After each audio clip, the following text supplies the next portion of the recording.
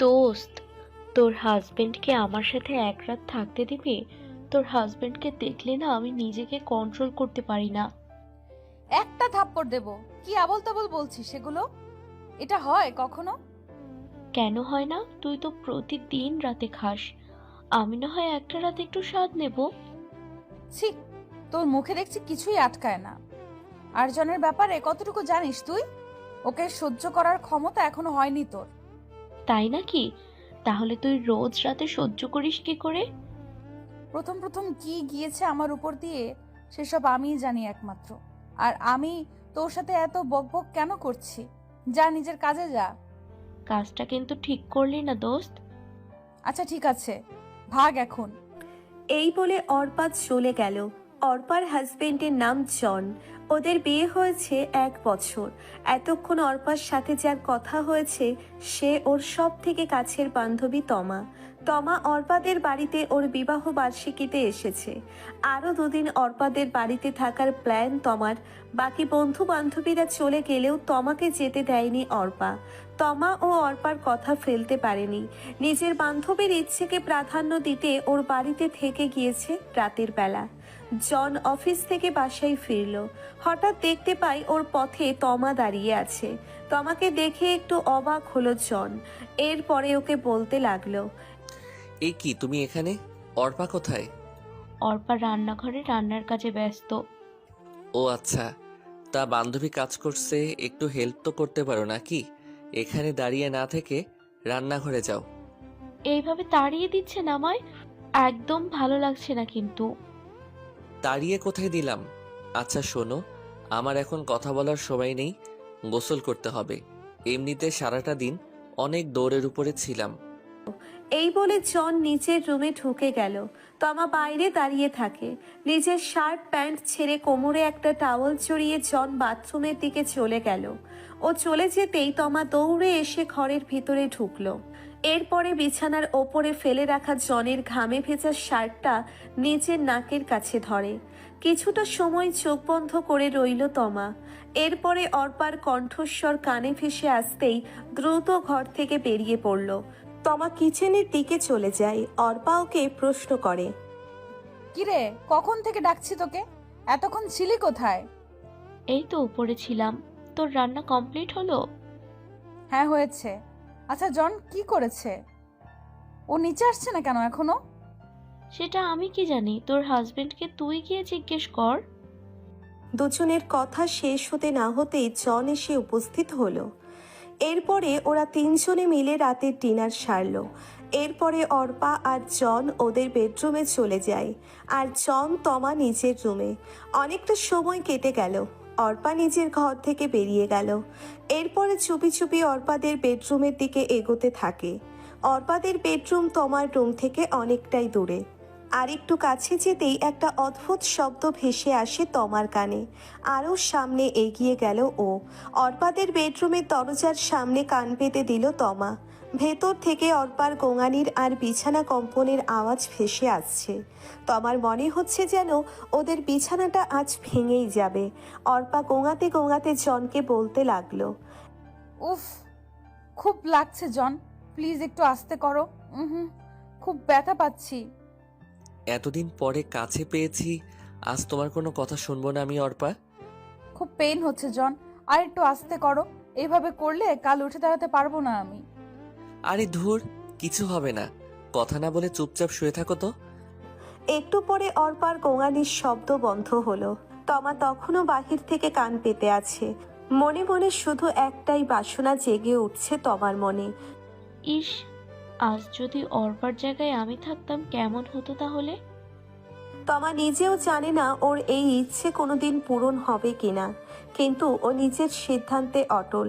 যে করেই হোক জনকে নিজের করে পেতে চাই তমা। অনেকটা সময় পেরিয়ে গেল। এরপরে তমা দেখতে পাই জন কোমরে একটা টাওয়াল জড়িয়ে রুম থেকে বেরিয়ে গেল। নিশ্চয়ই এখন বাথরুমে যাবে। তমা চুপি চুপি ওর পিছু নিল। দরজার কাছে যেতেই যে দৃশ্য দেখতে পাই তমা নিজেকে আর স্থির রাখতে পারল না ও। মনে হলো যেন ও জেগে জেগে স্বপ্ন দেখছে। জনের বাথরুমের দরজাটা সম্পূর্ণ খোলা। টাওয়ালটা কোমর থেকে খুলে ফেলল জন। অমনি সেটা ওর পায়ের কাছে গিয়ে লুটোপুটি খায়। তমার চোখের সামনে জনের উলঙ্গ শরীর। দু চোখ ভরে জনকে দেখতে লাগলো তমা। জন বালতি থেকে পানি নিয়ে নিজের শরীর ধৌত করতে লাগলো। সংযমের সমস্ত বাঁধ ভেঙে যাচ্ছে তমার। ইচ্ছে করছে এক্ষুনি দৌড়ে গিয়ে বাথরুমের ভিতরে ঢুকে যেতে, এরপরে জনের উলঙ্গ শরীর নিয়ে বাথরুমের ফ্লোরের ওপরে শুয়ে পড়তে। কিন্তু এই মুহূর্তে এমন কিছুই করতে পারছে না তমা। এতে হিতে বিপরীত হওয়ার সম্ভাবনা রয়েছে। জনের শরীরের সমস্ত অঙ্গ মুগ্ধতার সাথে পর্যবেক্ষণ করতে লাগলো তমা। বিশেষ করে জনের শরীরের যে অদেখা অংশের প্রতি সব থেকে বেশি আকর্ষণ কাজ করত তমার মনে, আজ ওর সেই ইচ্ছে পূরণ হলো। জনের কাজ শেষ হবার আগেই তমা তাড়াতাড়ি বাথরুমের সামনে থেকে সরে পড়ল। এরপরে ও নিজের রুমে চলে যায়। রুমে গিয়ে দরজাটা বন্ধ করে দিল তমা। এরপরে বিছানার ওপরে বসে দু চোখ বুজে শুধু জনের কথাই ভাবতে লাগলো। পরের দিন সকালবেলা ঘুম থেকে উঠেই রুমের বাইরে বেরিয়ে পড়ল তমা। কিচেনের দিকে গিয়ে দেখতে পায় অর্পা সকালের নাস্তা তৈরি করছে। তমা গিয়ে অর্পার কাঁধের ওপরে হাত রাখলো। এরপরে ওকে জিজ্ঞেস করে, কি রে, রাতে ঘুম কেমন হলো? ঘুম আবার কেমন হবে, যেমন হবার তেমনই হয়েছে। আচ্ছা, তোরা কি অনেক রাত পর্যন্ত মুভি দেখিস? মানে এটা কে বললো তোকে আবার? না, কাল রাতে একবার বাথরুমের দিকে এসেছিলাম আমি, তখন শুনতে পেলাম তোদের ঘর থেকে কিসের একটা আওয়াজ ভেসে আসছে। মনে হচ্ছিল কারোর চিৎকারের গলা। তমা, এটা কিন্তু একদম ঠিক হচ্ছে না। কি ঠিক হচ্ছে না? এই যে তুই ইচ্ছে করে মজা করছিস আমার সাথে, এটা কিসের আওয়াজ ছিল? এইটুকু বোঝার মতো বুদ্ধি তোর ঘরে নিশ্চয়ই আছে। ওহ আচ্ছা, তাই নাকি? তাহলে আমি যেটা অনুমান করেছিলাম তাই। কি অনুমান করেছিস? জন একটা ডেঞ্জারাস জিনিস, মারাত্মক লেভেলের ডেঞ্জারাস। এইভাবে কেউ বউয়ের সাথে করে নাকি? আগে তোর বিয়ে হোক, তারপরে বুঝতে পারবি। পুরুষ মানুষ এমনই হয়, বিছানায় উঠলে তখন মাথা ঠিক থাকে না তাদের, যেন ক্ষুধার্ত পশু হয়ে যায়। তখন আমি তো একজনকে অনেক সময় চিনতেই পারি না। তোর কথা শুনে বিয়ের ইচ্ছেই মরে গেল আমার। আরে এত ভয় পাওয়ার কিছু নেই, সবাই একরকম হয় না। সেটাও অবশ্য ঠিক। জন নাস্তা সেরে অফিসে চলে যায়। রাতের বেলা আবার বাড়িতে ফিরে আসলো ও। তমা ওর ঘরে শুয়ে আছে। হঠাৎ একটা শব্দ শুনতে পাই ও। মনে হলো দরজাটা ঠেলে কেউ ভেতরে ঢুকলো। অন্ধকারে কিছুই দেখা যাচ্ছে না। তমা সেই অপরিচিত ব্যক্তিকে উদ্দেশ্য করে বলে উঠল, কে কে ভেতরে? অমনি ঘরের লাইটটা জ্বলে উঠল। তমা দেখতে পাই ওর সামনে জন দাঁড়িয়ে আছে। জনকে দেখে যেন ভ্যাবা চ্যাকা খেয়ে গেল তমা। নির্লিপ্ত কণ্ঠে বলল, ওহ জন, তুমি এই সময় আমার ঘরে কি করছো? জন এগিয়ে এসে তমার পাশে বসলো। আজ তোমার একটা বিচার করতে এসেছি। যাহ বাবা, আমি আবার কি অন্যায় করলাম যে আমার বিচার করতে এসেছেন? কি করেছো সেটা আমার তুমি নিজে ভালো করে জানো। না, সত্যিই বুঝতে পারছি না আমি।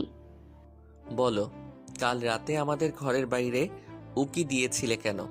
আর বাথরুমের বাইরে দাঁড়িয়ে কি দেখছিলে? না মানে আপনি এত কিছু জানলেন কি করে?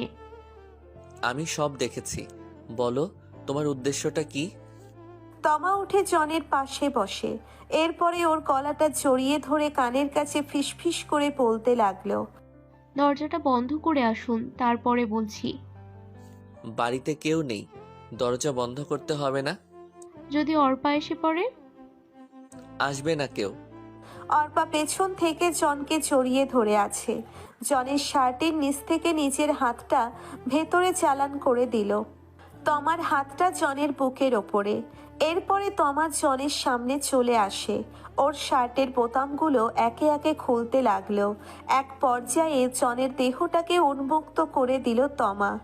এরপরে ওর হাতটা জনের বেল্টের ওপরে গেল। তমাকে জন জিজ্ঞেস করে, কি করছো এগুলো তমা?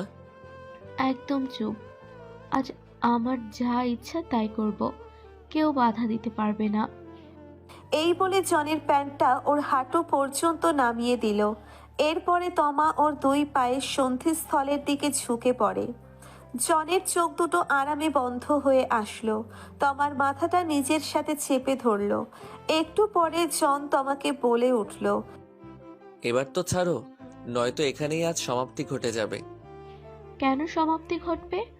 আপনার শরীর না খুব তেজ?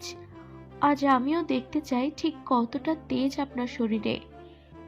এই বলে নিজের শরীর থেকে সমস্ত পোশাক খুলে নিজেকে অনাবৃত করে দিল তমা। এরপরে বালিশের ওপরে শুয়ে পড়ে জনকে নিজের শরীরের ওপরে টেনে নিল।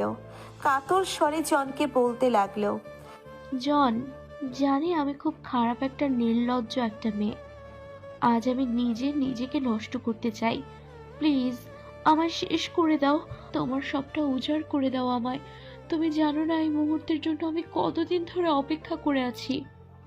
তমার কথা শেষ না হতেই জনের গভীর ছোঁয়া নিজের ভেতরে অনুভব করে। জন নিজের দেহের ভার পুরোপুরি তমার ওপরে ছেড়ে দিল। জনের নিষ্ঠুরতা সহ্য করতে না পেরে তমা চিৎকার দিয়ে উঠল। জনের সেই দিকে কোনো নজর নেই। নিজের সর্বশক্তি দিয়ে তমার দেহটাকে ভোগ করতে লাগলো। এভাবে যে কতটা সময় কেটে গিয়েছে তার কোনো হিসেব নেই। দুটো শরীর ঘেমে একাকার। হঠাৎ একটা শব্দ এসে পৌঁছলো তমা আর জনের কানে। সামনের দিকে তাকিয়ে দেখতে পাই অর্পা দাঁড়িয়ে আছে রুমের দরজা বরাবর। নিজের স্বামী আর বান্ধবীর এই কাণ্ড দেখে হাততালি দিতে লাগলো অর্পা। অর্পা আর জন ধরপড় করে বিছানার ওপরে উঠে বসলো। ঠিক সেই মুহূর্তে ঘুম ভেঙে যায় তমার। দু চোখ মেলতেই দেখতে পাই অর্পা ওর সামনে বসে। অর্পা, আমায় মাফ করে দে। আমি কিছু করিনি, যা হয়েছে তাতে আমার কোনো দোষ নেই, বিশ্বাস কর। মাফ করে দে আমায়।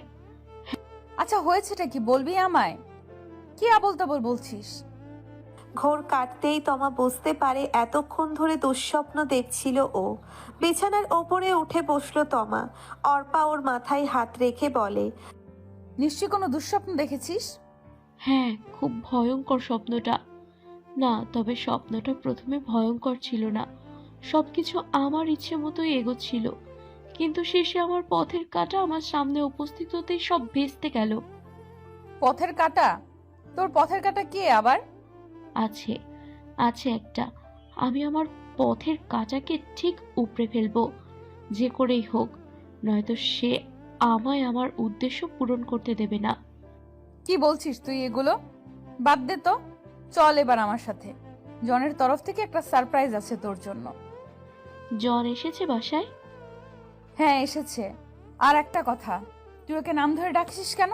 বয়সে বড় হয় তোর, এখন থেকে দুলাভাই বলে ডাকবি, ঠিক আছে? আচ্ছা ঠিক আছে। এরপরে অর্পা তমাকে ওর রুমে নিয়ে গেল। তমা দেখতে পাই জন দাঁড়িয়ে আছে, ওর সামনে কিছু বক্স। তমাকে অর্পা বলতে লাগলো, জানিস তোর দুলাভাই আজ অবধি আমায় কিচ্ছু সারপ্রাইজ দেয়নি এইভাবে, অথচ আজ তোর জন্য নিজে থেকে শাড়ি নিয়ে এসেছে। দুলা ভাই এই শাড়িগুলো আমার জন্য এনেছে? হ্যাঁ তোর জন্য। মোটেও শুধু ওর জন্য নয়, মিথ্যা বলো না অর্পা, আমি কিন্তু তোমার জন্যও এনেছি। হয়েছে, তোর আমাকে আর ম্যানেজ করতে হবে না। কখনো এইভাবে সারপ্রাইজ দিয়েছো আমাকে? তাহলে এটা কি ছিল? এটা তো তোমার জন্য। না, তোমাদের দুজনের জন্যই। রাখো তো। আচ্ছা তমা বল, কোন শাড়িগুলো তোর পছন্দ হয়েছে, সেগুলো তুই নিয়ে যা। দুলাভাই আমায় যেগুলো পছন্দের করে দেবে সেগুলোই নেব আমি। জন একটা শাড়ির প্যাকেট হাতে নিয়ে বলল, আমার মনে হয় এই শাড়িতে তোমাকে বেশি ভালো মানাবে। তমা, তুমি বরং এটাই নাও। তমা শাড়ি নিয়ে নিজের ঘরে চলে গেল। আজ আর তমার আনন্দ কে দেখে। খুশিতে যেন মরেই যাবে আজ ও। ও নিজেও ভাবতে পারছে না জন ওর জন্য এতটা ভাবতে পারে। পরের দিন সকালবেলা তমা জনের দেওয়া শাড়িটা পরল। এরপরে শুধু জনকে নিয়েই ভাবতে লাগলো। হঠাৎ দেখতে পাই জন ছাদের দিকে যাচ্ছে। তমা ছাদে চলে গেল জনকে অনুসরণ করে। এরপরে পেছন থেকে জনের চোখ জোড়া টিপে ধরলো। অর্পা, কি হচ্ছে এগুলো? ছাড়ো বলছি। অর্পার জায়গায় তমাকে দেখে জন একটু অবাক হলো। ও তুমি? আমাকে শাড়িতে কেমন লাগছে বলুন তো দুলা ভাই? আমি চয়েস করে এনেছি, খারাপ লাগার কোনো প্রশ্নই আসে না। তাই নাকি? হ্যাঁ। একটিবারের জন্য তো তাকালেনও না আমার দিকে। কি তাকাবো বলো? খুব সুন্দর হয়েছে। তমা লক্ষ্য করে জনের ওর প্রতি কোনো ভ্রুক্ষেপ নেই। জনের হাতটা ধরে বলতে লাগলো, তোমার আমাকে কেমন লাগে জন? এইভাবে ইগনোর করো কেন আমায়? আরে কি হচ্ছে? এইভাবে হাত ধরেছো কেন আমার? অর্পা দেখে ফেললে ঝামেলা হয়ে যাবে। ছাড়ো, হাত ছাড়ো। তাহলে চলুন না, এমন কোনো জায়গায় যাই যেখানে হাত কেন, অন্য কিছু ধরলেও কেউ কিছু জানতে পারবে না।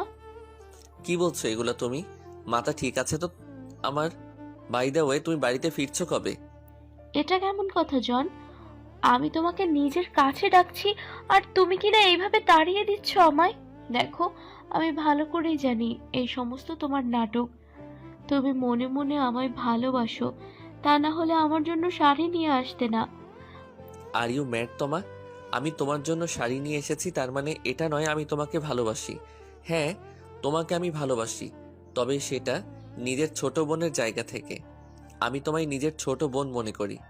আমি বলেছিলাম তোমায় আমাকে ছোট বোন ভাবতে, আর তুমি এইভাবে ঠকাতে পারো না আমায়। আমি তোমায় ভালোবাসি জন, চলো আমার ঘরে চলো, অনেক ভালোবাসা দেব, নিজের দেহটা উজাড় করে দেব আজ তোমায়।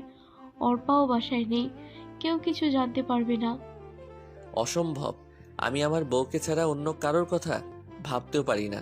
আর তুমি এতটা নির্লজ্জ, আগে জানলে ঘাড় ধরে বের করে দিতাম তোমায়। অর্পা হঠাৎ দেখতে পায় ছাদের দরজার সামনে অর্পা দাঁড়িয়ে আছে। তমা অর্পাকে উদ্দেশ্য করে বলতে লাগলো, দেখো জন, এই হচ্ছে আমার পথের কাঁটা। ওর জন্য আমি তোমাকে নিজের করে পাচ্ছি না। ও সবসময় বাধা হয়ে দাঁড়ায় আমাদের মাঝখানে। আমার আর তোমার মাঝখানে অর্পা বাধা হয়ে কেন দাঁড়াবে? ও আমার স্ত্রী, বরং তুমি আমাদের ভেতরে বাধা হয়ে দাঁড়াচ্ছ। এরপরে অর্পা ধীরে ধীরে এগিয়ে এলো তমার দিকে, ওর গালে সজোরে একটা থাপ্পড় বসিয়ে দিল। আমি তোকে নিজের বান্ধবী নয়, বোন ভেবেছিলাম। যেদিন তুই আমার স্বামীর সাথে ঘুমাতে চেয়েছিলি, আমার বোঝা উচিত ছিল তুই কথাটা মজা করে বলিসনি, নিজের মন থেকে বলেছিস। কিন্তু আজ আমি আর কোনো ভুল করব না। নিজের ভুল অবশ্যই শুধরাবো আমি। আমার বাড়ি থেকে এক্ষুনি বেরিয়ে যা, নয়তো ঘাট ধাক্কা দিয়ে বের করে দিব তাকে। না, যাব না আমি। কি করবি তুই? তুই আমার স্বামীকে নিজের করে পাওয়ার লোভে সাইকোতে পরিণত হয়েছিস। তোর চিকিৎসা করানো খুব জরুরি। তুই এবার আমায় পাগল সাজাতে চাইছিস? আজ দেখ তোর কি অবস্থা করি আমি। এই বলে অর্পাকে তমা ছাদ থেকে ধাক্কা দিতে গেলে অর্পা সরে যেতেই তমা রেলিং ফসকে নিচে পড়ে যায়। এরপরে ওকে হাসপাতালে নিয়ে যাওয়া হয়। অর্পা আর জন ওর চিকিৎসার সমস্ত ব্যবস্থা করে। ধীরে ধীরে সুস্থ হয়ে ওঠে তমা, আর সেই সাথে ও নিজের ভুলটাও বুঝতে পারে। অবশেষে ওদের দুজনের জীবন থেকে চিরদিনের জন্য দূরে সরে যায়।